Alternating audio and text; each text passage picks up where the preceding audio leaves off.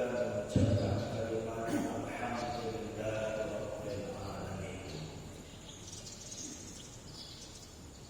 Nikmat itu tidak hanya dapat uang. Nikmat itu tidak hanya dapat materi, tetapi kesehatan juga nikmat, waktu juga nikmat, dan yang paling istimewa dari sekian banyak itu adalah nikmat dapat menjalankan ibadah. Saking besarnya nikmat menjalankan ibadah ini, Bapak Ibu, terkadang satu ibadah yang kita jalankan kalau dibandingkan dengan materi itu tidak bisa diukur.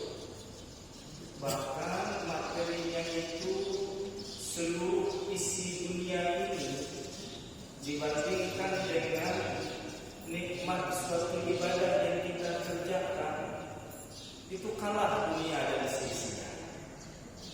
Salah satunya sering kita sampaikan hadisnya adalah nikmat dapat mengerjakan ibadah sholat sunat fajar atau sholat sunat qabliyah subuh. Sama saja itu satu ibadah yang memiliki nama berbeda. Dan Nabi mengungkapkan keistimewaan ibadah sunnah ini dengan sabda beliau, "Raka'atani minal fajri khairun minad dunya wa ma fiha." 2 rakaat salat sunat fajar lebih baik daripada dunia dan seisinya. Padahal amalan ini bukan amalan wajib, amalan sunnah. Tapi keutamaannya kalau dibandingkan dengan materi, 2 rakaat sunnah ini lebih baik daripada dunia dan seisinya. Terbayang oleh kita bagaimana yang wajibnya itu tentu lebih besar keutamaannya dibandingkan dengan amalan sholat sunat fajar ini. Nah, itulah kira-kira gambaran nikmat beramal, nikmat beribadah. Kalau dibanding dengan nikmat dapat duit, dapat titik, jauh lebih besar nikmat beribadah. Ibu, kalau ditukar sholat sunat fajar tadi atau sholat sunat qabliyah subuh tadi dengan duit 1 miliar, ibu pilih mana? Pilih salah satu. Tidak duit 1 miliar, tinggal sholat sunat qabliyah subuh atau sholat sunat fajar. Kira-kira pilih mana? Kami tidak ada saja di hadapan kita. Kalau ada sekarang duit itu tidak sholat fajar atau tidak duit sekarang 1 miliar ini, saya pun rasanya goyah iman. Iya, goyah iman. Tapi bandingannya begitu. Artinya karunia nikmat beramal ini jauh lebih besar dibanding dengan nikmat materi duniawi yang kita subuh kita sudah kerjakan, zikir bersama dipimpin oleh Pak Imam kita, lalu doa bersama, dilanjutkan lagi. Iya. Nikmat apa? Nikmat mengikuti majelis ilmu. Bahkan Imam Ali rahimahullah mengungkapkan, sesaat duduk di majelis ilmu itu lebih baik daripada orang yang sholat sunnah bahkan sampai ratusan rakaat. Saking istimewanya nilai ibadah duduk di majelis ilmu. Sebenarnya Bapak Ibu, kalau ilmunya mungkin ada kalau itu, apa yang kita cari di subuh minggu tiap minggunya ini? Yang kita cari itu nilai amal, nilai ibadah. Kalau pengetahuan, ini sebesar telapak tangan ini lengkap segalanya. Di dalamnya ada namanya Mbah Google orang Aceh. Bertanya segala pertanyaan di Google itu, berapa rukun sholat? Ada jawabannya itu. Apa saja syarat wudhu? Ada jawabannya itu. Apa saja sunnah-sunnah wudhu? Lengkap jawabannya. Kalau sekedar ingin mendapatkan pengetahuan. Tetapi yang kita cari bukan sekedar pengetahuan, nilai dari aktivitas yang kita jalankan. Jadi kita duduk sampai tiba waktu syuruk nanti itu kan kegiatan. Kegiatan duduk kita habis subuh sampai pulang nanti bernilai ibadah dan pahalanya sangat besar di sisi Allah Azza wa Jalla. Sebenarnya itu yang lebih utama. Alhamdulillah kita kembali mendapatkan nikmat dapat mengikuti majelis ilmu ini, dan insya Allah akan menjadi catatan amal soleh bagi kita masing-masing. Amin ya rabbal alamin. Salawat dan salam kita sampaikan kepada Nabi Muhammad sallallahu alaihi wasallam. Allahumma shalli ala sayyidina Muhammad wa ala ali sayyidina Muhammad. Bapak Ibu jemaah rahimakumullah, untuk materi yang akan kita bahas dalam kesempatan ini adalah tentang pentingnya menjaga fitrah. Pentingnya menjaga fitrah. Sebelum kita melihat seperti apa kita menjaga fitrah diri kita ini, terlebih dahulu kita harus memahami fitrah manusia itu apa, atau makna dari kata fitrah itu apa sebenarnya. Karena Bapak Ibu, kata fitrah ini kata yang sering kita dengar kan? Ya, kata yang sering kita dengar, terutama 1 bulan yang lalu ketika kita akan mengakhiri puasa, ada kata fitrah itu. Salah satu amal ibadah yang kita kerjakan di penghujung Ramadan ini berkaitan dengan amalan materi, amalan harta, zakat fitrah. Nah, sementara yang kita bahas ini fitrah manusia. Nah, fitrah itu apa? Nah, Bapak Ibu, karena ini aslinya bahasa Arab, maka harus kita cari arti dari kata aslinya dalam bahasa Arab. Bahasa Arab itu bahasa yang unik. Ya, bahasa yang unik. Kalau kita belajar bahasa Arab, kata kerja dalam bahasa Arab itu bisa melahirkan kata sampai belasan bahkan puluhan. Nah, contoh kata menulis. Nah, satu kata menulis itu bisa melahirkan 24 kata. Ya. Nah, kalau kita kembali ke kata fitrah, fa, to, ro, tamarbuta, fitratun. Nah, ini kata fitratun ini asalnya dari 3 huruf. Fa, to, ro, fa, to, ro. Itu asalnya. Apa arti kata fatoro? Kalau kita buka kamus, fatoro itu artinya menciptakan.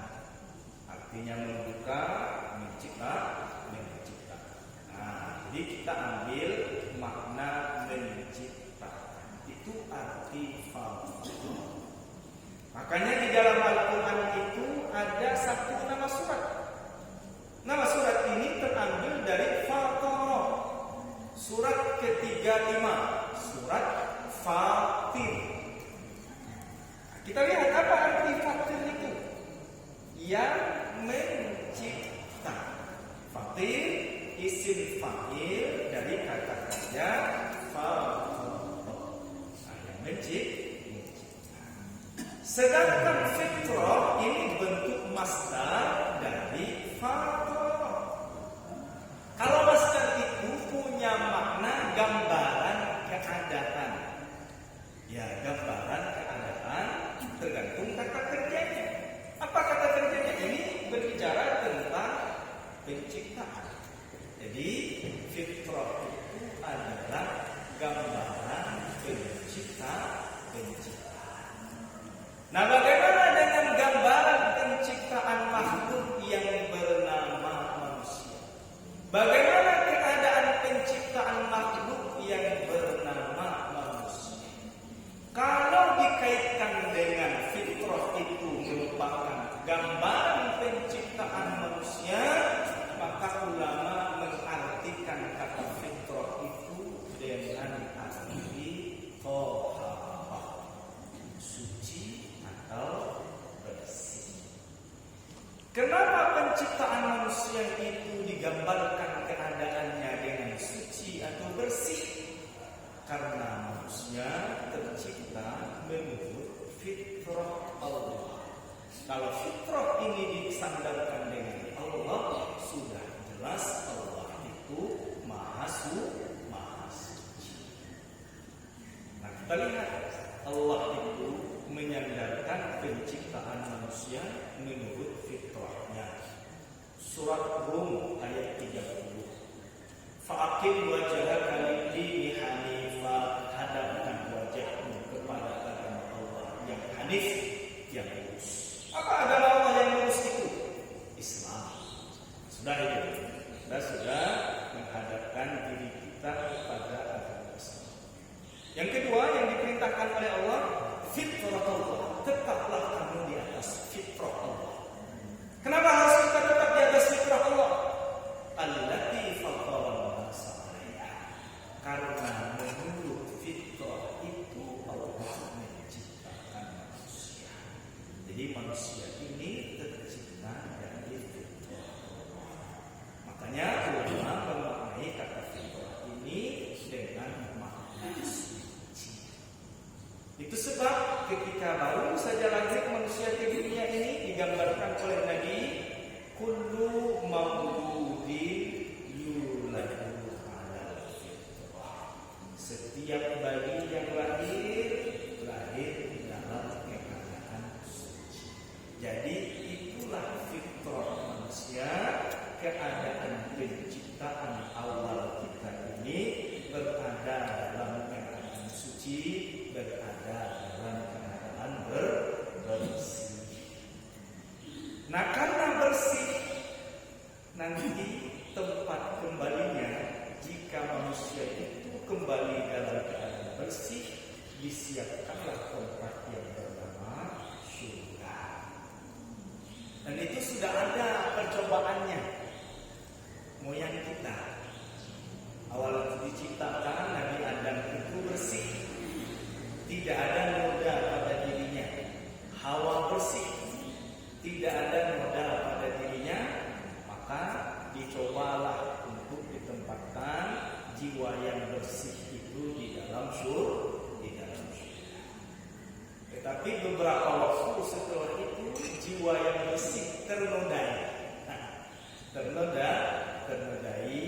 Akhirnya untuk sementara Nabi Adam dan Hawa dikeluarkan dari surga, dipindahkan ke bumi. Memang skenario agar nanti menjadi iktibar pelajaran bagi manusia anak keturunannya di kemudian hari untuk mengabarkan kita ini bersih. Kalau ingin ditempatkan ke dalam surga, syarat untuk menjadi penghuni surga itu orangnya harus suci. Kalau kotor, Allah siapkan juga tempat. Apa namanya? Neraka. Itulah dua tempat muara terakhir kehidupan manusia. Ada surga untuk orang-orang yang bersih jiwanya, ada neraka bagi mereka yang tidak bisa menjaga kebersihan jiwanya, terkotori jiwanya, maka nanti dia akan ditempatkan ke dalam neraka. Itulah makna fitrah, keadaan awal penciptaan ciptaan jiwa kita dalam keadaan bersih, dalam keadaan suci. Itu pertama. Kedua, apakah jiwa manusia semenjak lahir, taruhlah kita, ya saya dari lahir sampai usia menjelang 28 atau bukan 28, 38 ya, 38 ini masih bersih jiwa saya, tidak pernah ternodai jiwa saya dengan noda-noda kotoran. Mustahil. Termasuk juga Bapak Ibu dari semenjak lahir itu kan bersih itu, tidak ada kotorannya, ibarat kertas putih. Dan itu bertahan sampai usia balik. Tergantung berapa tahun kita baliknya.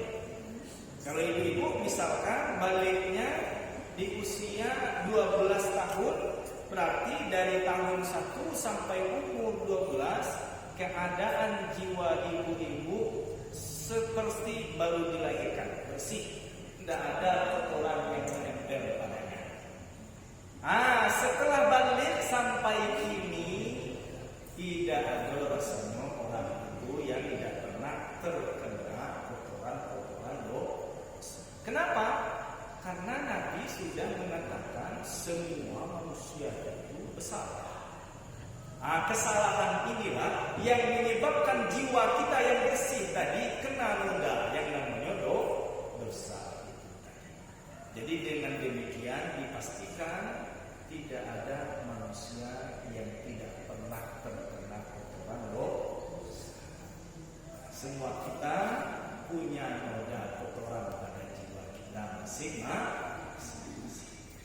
Nah, Bapak Ibu jamaah yang dimuliakan Allah Subhanahu wa taala, apa yang menyebabkan jiwa kita yang bersih itu ternodai? Sebabnya dua. Pertama, karena buruknya hubungan kita dengan Allah. Kedua, karena buruknya hubungan kita dengan sesama manusia. Ini sumber utama kotoran yang menghinggap pada jiwa kita yang bersih.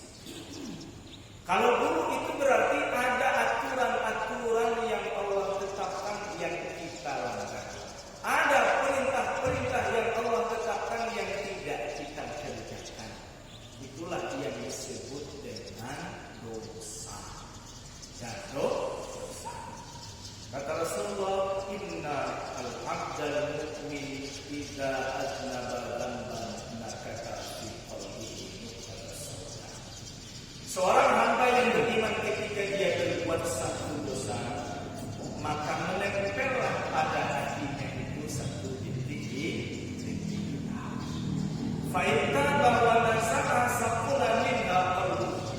Ketika dia segera bertaubat, berhenti dari dosa tersebut, maka kembali bersih hatinya yang telah ada di kita.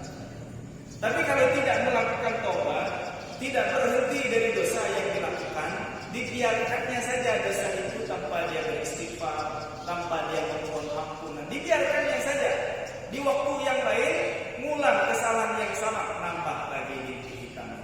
Di waktu yang lain berbuat kesalahan yang lain, nambah,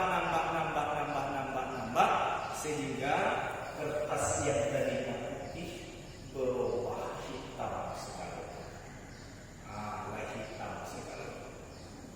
Itulah jiwa-jiwa orang-orang yang sudah merona. Ya, sudah merona artinya sudah tertutup oleh karat dosa yang menempel pada jiwanya. Kalau sudah demikian, khatamullah ala qulubihim wa ala sam'ihim wa ala absarihim ghishawa. Hati tertutup, telinga tidak pacak lagi mendengar walaupun bisa dengar, mata tidak pacak lagi melihat kebenaran walaupun masih bisa melihat. Oleh sebab apa? Karena terlalu kotor jiwa kita. Kalau dibiarkan begitu sampai nanti dia kembali kepada Allah, tidak bisa jiwa yang kotor ini masuk ke tempat dia harus ditempatkan ke tempat mobil. Jadi yang menyebabkan jiwa kita itu kotor adalah karena perbuatan dosa kita. Baik dosa itu melanggar hak Allah ataupun dosa itu karena melanggar hak sesama manusia. Nah, Bapak Ibu jemaah yang dimuliakan Allah Subhanahu wa taala, setelah kita mengetahui penyebab kotornya jiwa kita, maka bagaimana cara membersihnya? Cara membersihnya supaya dia bersih kembali. Ya, supaya dia bersih kembali. Caranya tergantung penyebab kotornya. Berbeda cara membersihkan jiwa kotor karena melanggar hak Allah dengan cara membersihkan karena kita melanggar hak sesama manusia. Kita mulai dulu cara membersihkan jiwa kita karena melanggar hak Allah. Bapak Ibu, untuk menyelesaikan dosa kita dengan Allah, bukan mengecilkan, jauh lebih mudah dibandingkan menyelesaikan dosa kita dengan sesama manusia. Kenapa jauh lebih mudah? Allah itu punya sifat Rahman, punya sifat Rahim, punya sifat Afuwun Pemaaf, punya sifat Ghafurun, ya Maha Pengampun, punya sifat Tawwabun, Maha Penerima taubat, dan bahkan ampunan maaf Allah itu sangatlah luasnya tanpa hingga tanpa batas. Allah sendiri yang menggambarkan sifat itu.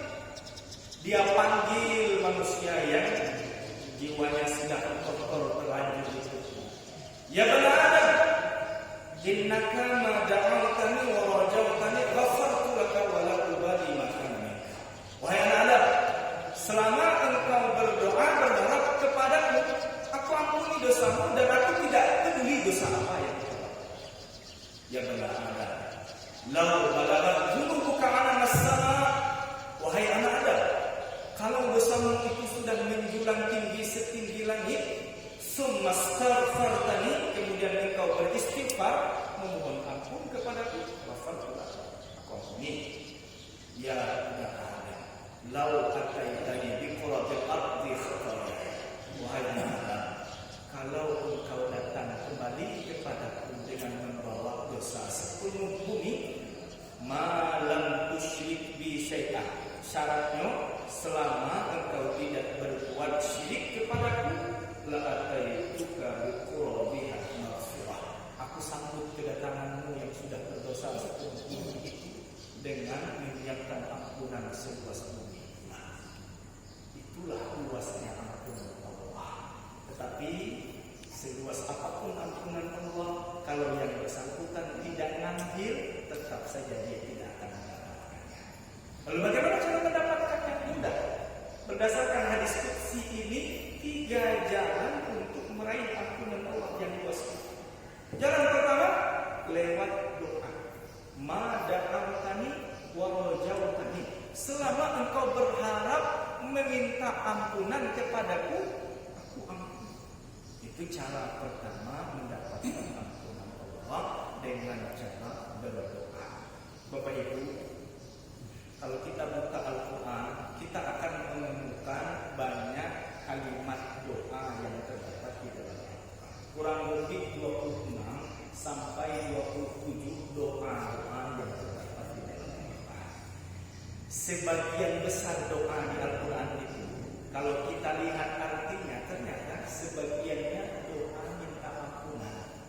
Isinya itu doa meminta ampun. Contoh ini yang rata-rata kita hafal sering mendengarnya. Kalimat la ilaha illa anta subhanaka inni kuntu minadz zalimin. Doa ini ada di Quran. Doa Nabi Yunus. Isinya apa itu? Minta ampun. Ada lagi doa yang populer sering kita dengar. Rabbana zalamna anfusana wa illam taghfir lana wa tarhamna lanakunanna minal khasirin. Doa ini ada di Quran. Isinya apa itu? Minta ampun. Ada lagi yang populer bagi kami yang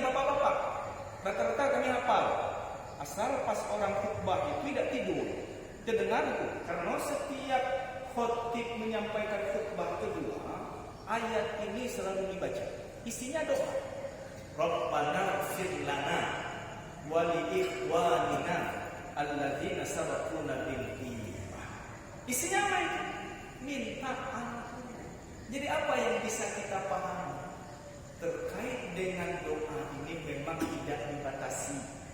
Minta apa saja kita kepada Allah boleh. Boleh, tidak ada batasan. Kecuali dua hal yang boleh. Satu, dilarang minta supaya cepat mati. Ada hadis yang melarang. Apa orang minta cepat mati? Orang minta panjang umur, minta cepat mati. Kan? Bisa saja orang yang misalnya diuji dengan penyakit menabung, tidak tahan lagi dengan penyakit menabung, dia minta cepat mati. Tidak boleh. Tidak boleh. Yang kedua, dilarang berdoa meminta yang buruk, terutama meminta keburukan untuk orang lain. Ya, minta celaka untuk orang lain. Ibu bapak lagi duduk santai di depan pintu atau di belakang, tiba-tiba ada anak bujang tahu, ya, bawa motor knalpotnya itu sebesar bunyi simso. Pas lewat depan kita, digas jadi doa, terkejutlah kita. Keluarlah doa yang buruk. Macam-macam doa itu. Pokoknya yang buruk-buruk lah, doa celaka untuk yang bersangkutan dilarang. Tidak boleh. Kenapa? Karena saat kita mendoakan orang lain, malaikat itu berdiri di atas kepala kita. Selesai berdoa, apa kecil malaikat? Walaka mislu ma da'awtahu, bagimu sama seperti doa yang engkau berikan kepadanya. Kalau kita doa buruk, berarti keburukan itu balik ke kita. Nah, makanya tidak boleh mendoakan kejelekan untuk orang lain. Selain itu bebas. Ustaz minta panjang umur boleh? Boleh. Minta dilapangkan rezeki boleh? Boleh. Minta kesuksesan anak-anak boleh? Boleh. Ustaz minta laki setia boleh? Boleh. Boleh, tidak dibatasi. Tetapi jangan lupakan doa yang paling penting kita minta kepada Tuhan. Doa minta ampun. Karena kita tidak tahu jiwa kita ini masih bersih seperti ini apa sudah kotor. Nah, makanya utamakan yang paling penting kita minta kepada Allah itu doa minta ampun. Minimal doa minta ampun untuk diri kita, untuk orang tua kita, atau hafal bahkan cucu-cucu kita yang TK itu hafal doanya. Allahumma firli wa liwalidayya warhamhuma kama rabbayani shaghira. Setiap selesai sholat 5 waktu, jangan tinggal doa. Itu doa yang paling utama. Karena satu cara mendapatkan ampunan Allah lewat doa. Dua, lewat istighfar. Ya benar Adam, lau balagat dunubuka ala as-sama' summa astaghfartani. Wahai anak Adam, kalau dosa itu sudah menjulang tinggi setinggi langit, summa astaghfartani, kemudian engkau beristighfar kepada aku, ghafartu lak. Jadi ini bisa kita pahami cara kedua mendapatkan ampunan Allah lewat zikir. Kalimat zikir itu banyak. Ada tasbih bunyinya subhanallah. Ada takbir bunyinya Allahu Akbar. Ada tahmid bunyinya alhamdulillah. Ada tahlil bunyinya la ilaha illallah. Ada istighfar bunyinya astaghfirullah. Apa keistimewaan zikir dengan kalimat istighfar? Istimewanya zikir dengan kalimat istighfar tidak hanya Allah catatkan pahala bagi kita, tetapi lewat bacaan itu Allah ampuni dosa kita. Kenapa? Sesuai dengan arti masing-masing. Kalau tasbih subhanallah maha suci Allah, itu dapat pahala saja. Kalau takbir Allahu Akbar, itu dapat pahala saja. Tahmid alhamdulillah dapat pahala saja. La ilaha illallah, tiada Tuhan selain Allah, dapat pahala saja. Tetapi astaghfirullah, apa artinya Bapak Ibu? Kalau tasbih tadi, masya Allah. Tahmid alhamdulillah, segala puji bagi Allah. Takbir, Allah Maha Besar. Tahmid, tiada Tuhan selain Allah. Astagfirullah, aku memohon ampun kepada Allah. Makanya kalimat zikir istighfar ini tidak hanya mendatangkan pahala, tetapi lewat bacaan ini Allah hapus dosa kita.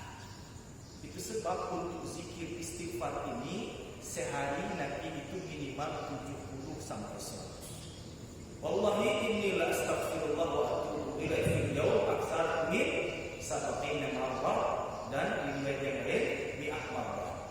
Saya beristighfar kepada Allah sehari semalam. Nabi itu tidak ada dosa pada hal itu. Sebenarnya untuk mengajarkan umatnya lebih dari 70 sampai 100. Astagfirullah, astagfirullah, astagfirullah, astagfirullah. Jadi cara kedua berbanyak istighfar. Baru cara ketiga, memang ada dosa yang bisa dihapus oleh doa. Ada dosa yang bisa dihapus oleh istighfar. Karena dosa ini sudah dosa besar, dosa berat, berat. Satu-satunya cara adalah dengan kita kembali kepada Allah. Ya benar Adam, lau ataitani bi qurabil ardi khataya. Wahai anak Adam, kalau engkau datang kembali kepadaku membawa dosa sepenuhnya. Orang yang datang kembali kepada Allah itulah makna dari kata taubat. Taubat itu orang kembali lagi kepada Allah. Jadi kalau kita taubat, sebanyak apapun dosa kita, serius taubatnya, kafaratullah, aku ampun. Nah, 3 cara inilah yang bisa kita tempuh untuk membersihkan kotoran karena melanggar hak Allah. Selesai pakai dosa kepada Allah. Untuk pakai dosa sesama, tidak bisa dengan istighfar, tidak bisa dengan tahajud, tidak bisa dengan berdoa, tetapi harus sesama kita membersihkan. Apa itu? Pakai dosa yang terjadi antar sesama kita. Solusinya bagaimana? Solusinya antar yang bersalah, terutama bagi yang bersalah.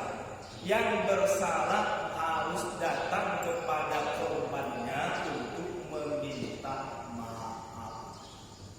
Untuk meminta maaf. Kemudian yang menjadi korban menjadi keharusan baginya memberi maaf. Jadi dalam hal bermaaf-maafan ini, kan ini cara untuk menyelesaikan dosa yang terjadi sesama kita ini. 2 macam itu. Pelaku kewajibannya meminta maaf, korban kewajibannya memberi maaf. Dua-duanya sama-sama harus dilakukan. Bukan berarti orang yang bersalah saja wajib minta maaf, tetapi korban pun kalau ada orang datang minta maaf, dia wajib memberi maaf. Bapak Ibu, terkait dengan meminta maaf dan memaafkan, di Al-Quran itu tidak ketemu kita perintah meminta maaf.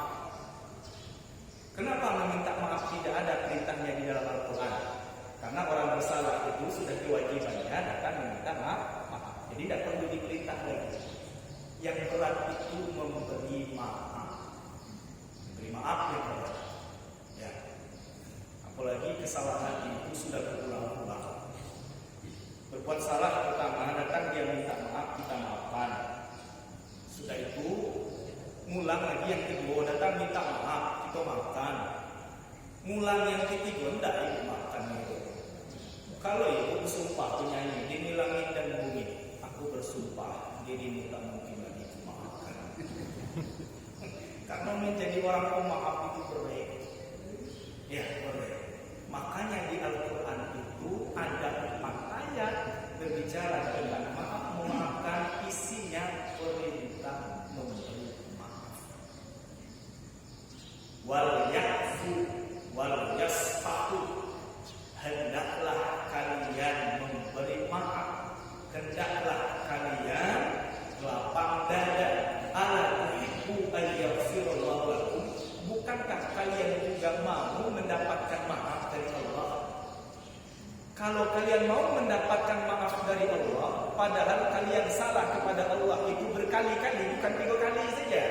Berkali-kali kita salah kepada Allah, mau kita mendapatkan maaf dari Allah. Orang berbuat salah kepada kita baru 3 kali, lalu sumpah demi langit dan bumi kita. Apa jolok kita? Ya, apa jolok kita? Ini bahasa marah Allah. Kalau ada orang datang minta maaf, apalagi kalau belum berlutut, belum mencium ujung kaki saya, tidakkan saya maafkan. Sombong kita. Ya, bersalah kepada Allah, mau dimaafkan oleh Allah. Orang baru sekali itu tidak mau maaf. Makanya kita diperintah. Dan bahkan Bapak Ibu, kalau kita mampu menjalankan perintah ini dengan sukarela sehingga timbul di dalam diri kita ini pribadi pemaaf, Allah muliakan orang-orang yang pemaaf. Nanti termasuk di antara golongan orang-orang yang menghuni surga, luas langit dan bumi. Wasari'u ila maghfiratin min rabbikum wa jannatin 'arduhas samawati wal ardh. Segeralah kamu meraih ampunan Allah, meraih surga luasnya seluas langit dan bumi. Uiddat lil muttaqin, dijanjikan untuk orang-orang yang bertakwa. Siapa itu? Yang pertama adalah lil kazimin al ghaiz. Ya, yang pertama alladzina yunfiquna fis sarra'i wad dharra, orang yang gemar berinfak baik di waktu lapang maupun waktu susah. Yang kedua wal kazimin al ghaiz, orang yang mampu mengendalikan emosi, menahan amarah di saat dia sebenarnya ingin marah. Yang ketiga wal nafina anin nas, orang yang suka memaafkan kesalahan orang lain.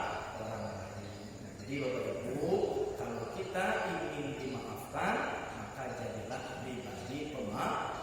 Apalagi orang yang bersalah itu sudah datang minta maaf, urusan dia ke kita diselesaikan oleh Allah, sementara kita karena ego tadi tidak mau memaafkan, masih menyimpan dendam, maka kita yang mendapatkan dosa dari Allah. Nah, dengan demikian, dengan Allah sudah selesai, dengan sesama sudah selesai, akan sudah kita selesaikan lewat puasa Ramadan kemarin itu. Mudah-mudahan 1 bulan puasa itu belum ada lagi kotoran yang menempel di jiwa kita. Nah, kalau salah lagi kan kadang-kadang kita itu sudah habis bermaafan ini, kosong-kosong, yuk kita mulai lebaran baru. Yuk lagi, telah minta maaf lagi. Nah, jangan nunggu lebaran depan, yuk minta maaf lagi. Yuk kalau kesampaian waktu, kalau tidak sampai, masih nempel kotoran itu. Nah, jadi dengan demikian dalam hal bermaaf-maafan tidak dibatasi oleh waktu, tidak hanya bulan Syawal, tidak hanya lebaran, kapanpun itu kita dianjurkan untuk saling bermaaf-maaf.